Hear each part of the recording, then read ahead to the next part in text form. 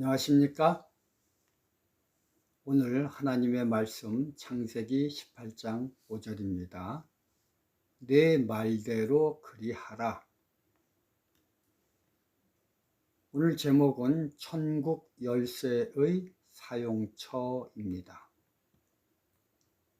마태복음 16장 19절에 내가 천국 열쇠를 내게 주리니 내가 땅에서 무엇이든지 매면 하늘에서도 매일 것이요 내가 땅에서 무엇이든지 풀면 하늘에서도 풀리리라.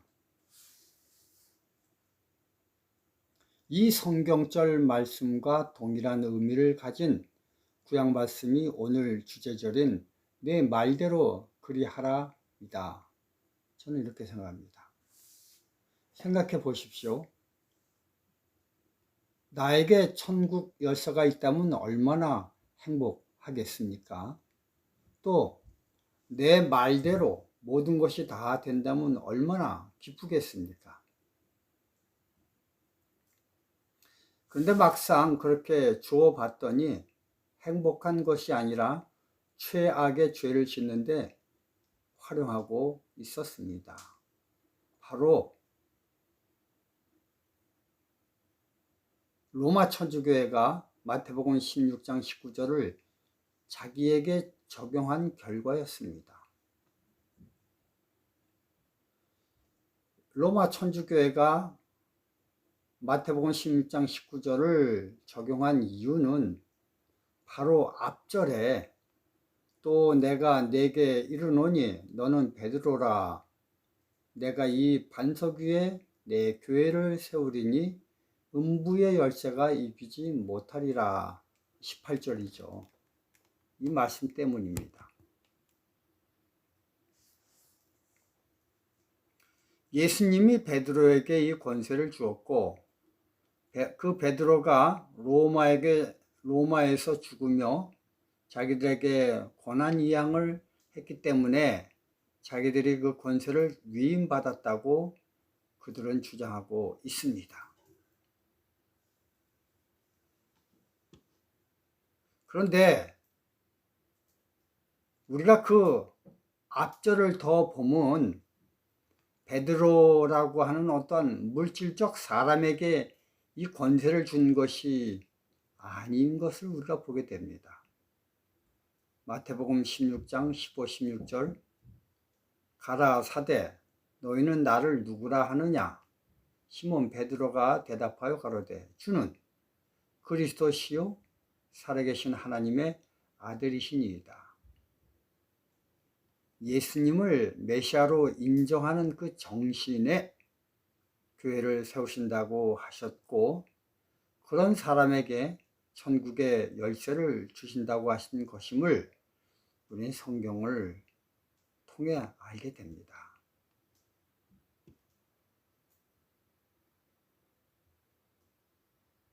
당연히 언제나 1등을 원하는 욕심 많은 육신의 베드로에게 준 것이 아님은 너무나 분명합니다.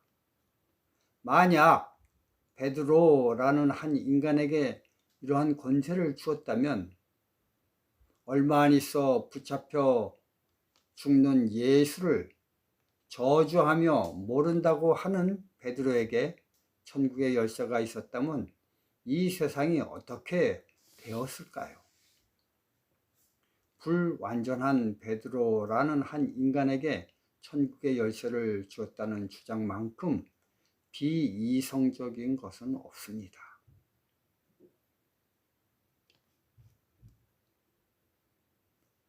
그러나 결국 로마 천주교회는 마태복음 16장 19절에 천국 열쇠가 자기들에게 있다고 생각하고 자기들에게 적용하게 되었습니다. 그로 말미암아 이 세상은 암흑으로 변해버리고 말았습니다. 첫째, 그들은 성경을 못 보게 하였습니다. 만약 성경을 보면 이단으로 화형에 처했습니다. 그리고 종교 재판으로 AD 538년부터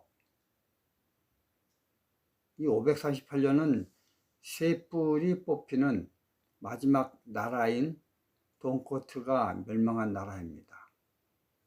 AD 1798년, 이건 뭐예요? 프랑스 대혁명이 일어났죠. 약 1260년 동안 성경이 말한 그 연수 동안 세상을 다스리다가 세상을 이렇게 다스리면서 5천만 명이란 엄청난 사람을 죽음으로 내몰았다고 역사학자들은 말하고 있습니다. 그래서 이 기간의 세계사를 역사학자들은 표제를 붙이길 중세 암흑시대라고 붙여 학교에서 가르치고 있습니다.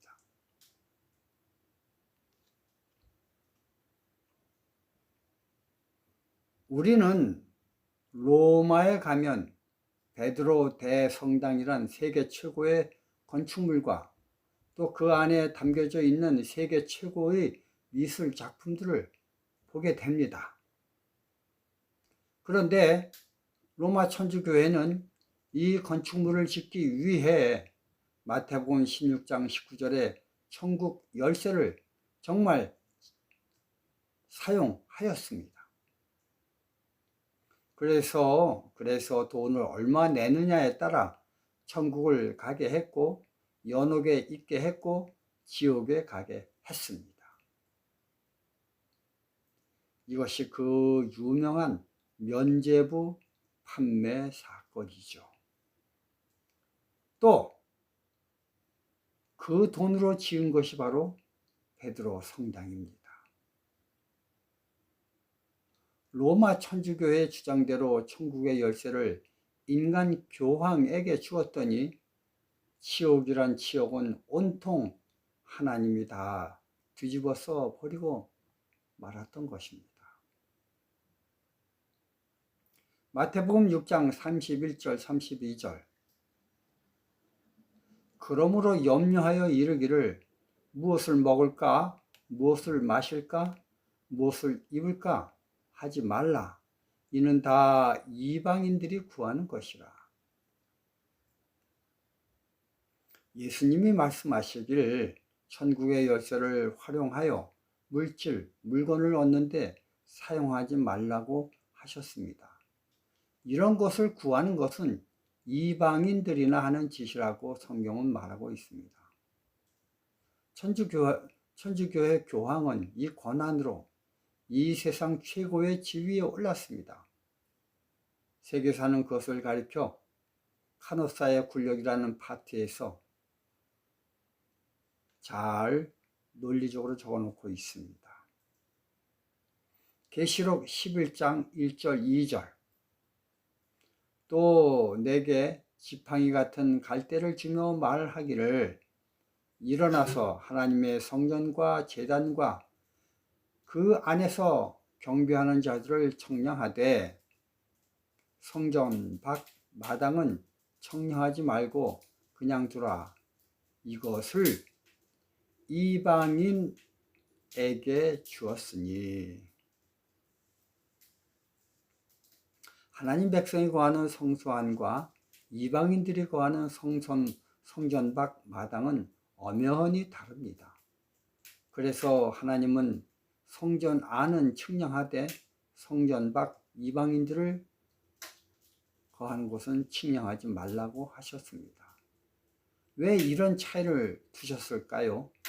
그것은 마태복음 16장 15, 16절에서 보듯이 영적인 것들, 너희가 나를 누구라 하느냐를 지향할 때 하나님은 천국의 열쇠를 주셨고 물질, 권세, 돈이라는 것을 지향할 땐 이방인의 영역에 속한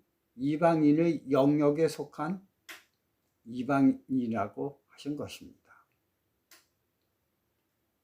요한복음 4장 24절에 보면요. 하나님은 영이시다라고 하였습니다. 그렇기 때문에 영적인 것에 하나님의 천국의 열쇠가 능력을 발휘하지 물질과 권세와 돈이라는 영역에서는 그 능력이 적용되지 않는 것입니다. 그렇다면 영적인 면은 도대체 어떤 것입니까? 궁금합니다. 그래서 성경은 이렇게 적혀 있습니다. 마태복음 5장 27절 28절 또 간음하지 말라 하였다는 것을 너희가 들었으나 나는 너희에게 이르노니 여자를 보고 음욕을 품는 자마다 마음에 이미 간음하였느니라. 영적 세계는 시간, 공간을 초월하여 생각하는 즉시 결과가 나타나는 세상입니다. 그에 반해 이방인의 세계, 즉 물질의 세계는 거기에 한 단계 더 단계가 끼었습니다. 생각하고 그 생각에 의해서 행동하고 그 행동한 것이 결과로 나타나는 것이 이 세상입니다. 그래서 예수님은 우리에게 영적인 면만 행위하라고 말씀하시길 마태복음 6장 33절 너희는 먼저 그의 나라와 그의 의를 구하라고 하셨습니다. 제가 이런 말을 하면 어떤 성도님들은 저에게 말하길 아이고 이 세상 모르는 목사님 딱하기도 하지. 그럼 뭘 먹고 어떻게 살라고 하는 것입니까? 가만히 있으면 땅에서 돈이 나옵니까? 금이 나옵니까? 쌀이 나옵니까? 그러나 성경을 우리는 끝까지 잘 읽어봐야 합니다. 성경은 이 문제에 대해 어떻게 말하고 있는지요? 성경에는 그리하면 이 모든 것을 너희에게 더하시리라. 즉 영적인 것만 구하면 이 세상에서 필요한 것들은 천부께서 다 해결해 주신다고 성경은 분명히 말하고 있습니다. 다시 말해 이때에 비로소 천국의 열쇠를 통해 천국의 보화를 주시겠다고 하시는 것입니다. 그것의 대표적인 예가 바로 구약 광야 40년 동안 내린 만나 사건이고 그리 시냇가에서 엘리야를 먹이던 까마귀 사건인 것입니다. 이처럼 우리가 영적인 것에 우리의 행동 범위를 두면 그 천국의 열쇠가 효능을 발휘하게 됩니다. 그런데 만약 천주교회처럼 이 세상 권세를 얻는데 천국의 열쇠를 사용하면 그 효능이 발휘되지 않습니다. 오늘의 성경 말씀도 마찬가지입니다. 아브라함에게 하나님이 천국의 열쇠를 허락한 영역은 오로지 영의 세계에서의 행위들만입니다. 창세기 18장 6절 8절 아브라함이 급히 장막에 들어가 사라에게 이르되 속히 고운 가루 쇠 스아를 가져다가 반죽하여 떡을 만들라 하고 아브라함이 또 짐승떼에 달려가서 기름지고 좋은 송아지를 취하여 하인에게 주니 그가 급히 요리한지라.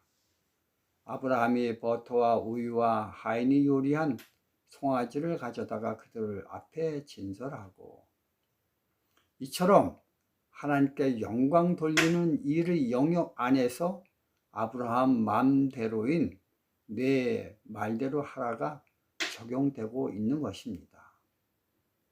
베드로도 나중에 영의 사도가 되자 사도행전 9장 40절 41절 베드로가 사람을 다 내어보내고 무릎을 꿇고 기도하고 돌아가 시체를 향하여 가로되 다비다야 일어나라 하니 그가 눈을 떠 베드로를 보고 일어나 앉는지라. 베드로가 손을 내밀어 일으키고 성도들과 과부들을 불러들여 그의 산 것을 보이니 사람을 살린 것입니다. 다비다를 살린 것입니다. 사도행전 5장 10절 곧 베드로의 발 아래 엎드러져 혼이 떠나는지라 젊은 사람들이 들어와 죽은 것을 보고 메어다가 그 남편 곁에 장사하니 아나니아와 삽비라 이 사건을 말하고 있죠. 이처럼 사람을 살리기도 하고 죽이기도 하는 천국의 열쇠를 베드로가 사용하고 있습니다. 하나님은 천국의 열쇠를 주시긴 주셨으되 영적인 면에 사용할 때는 우리에게 주셨고 물질적인 면에는 사용할 때는 주시지 않았습니다. 만약 그것을 물질적인 면에 사용하게 되면 천주교에서 한 것처럼 영적으로 멸망하게 되는 것입니다. 감사합니다.